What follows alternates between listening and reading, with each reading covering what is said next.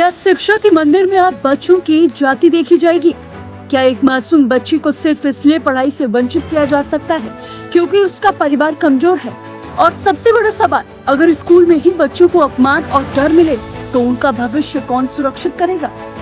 मथुरा से एक ऐसा मामला सामने आया है जिसने शिक्षा व्यवस्था पर गंभीर सवाल खड़े कर दिए हैं। आरोप है कि एक प्राथमिक विद्यालय की शिक्षिका ने पहले कक्षा 1 की मासूम बच्ची के साथ मारपीट की और फिर उसकी मां के साथ अभद्र व्यवहार किया और जाति सूचक शब्दों का इस्तेमाल करते हुए बच्ची को पढ़ाने से इनकार कर दिया।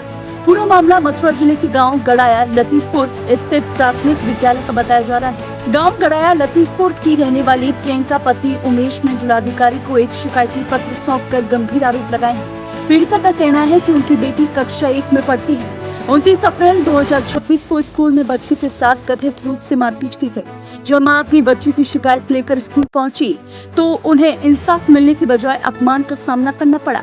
महिला का आरोप है कि सहायक अध्यापिका पूनम पराशर ने उनके साथ अभद्र व्यवहार किया, जाति सूचक शब्द कहे और स्कूल से बाहर तक निकाल दिया गया।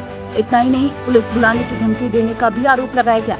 अब सवाल ये उठता है, क्या एक अभिभावक को अपनी बच्ची के लिए आवाज उठाने का अधिकार नहीं? क्या सरकारी स्कूलों में शिकायत करना अब अपराध बन चुका है? पीड़िता का दावा है कि उनकी बच्ची को पढ़ाने से भी मना कर दिया गया और ये कोई पहला मामला नहीं है।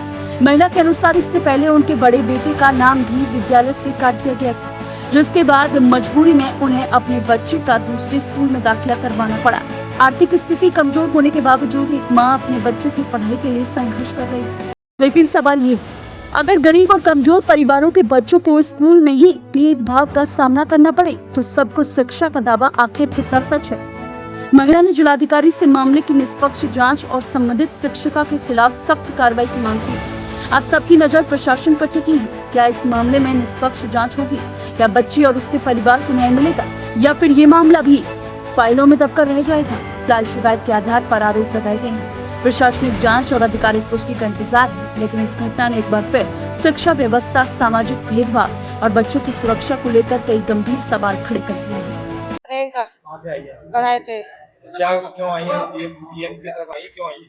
जो आए हमारी कोई सपोर्ट नहीं है, कोई वो नहीं है, हमारी कोई सुनवाई नहीं हो रही है। हम गए तो ब्लॉक भी गए तो ब्लॉक में भी तो धक्का मार के बजा दिया हमें। क्या परेशानी?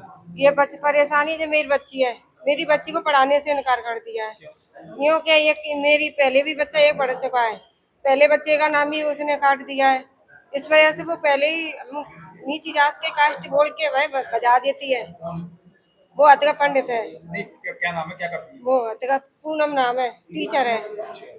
यानी तेरे बच्चे को मैं नहीं पढ़ाऊंगी, तू कहीं भाई चली जाए, मैं तेरे बच्चे को नहीं पढ़ाऊंगी, नहीं पढ़ाऊंगी, नहीं पढ़ाऊंगी। क्या चाहती है? मुझे कह रही है नीची जात से चमरिया कहती है। क्या चाहती है?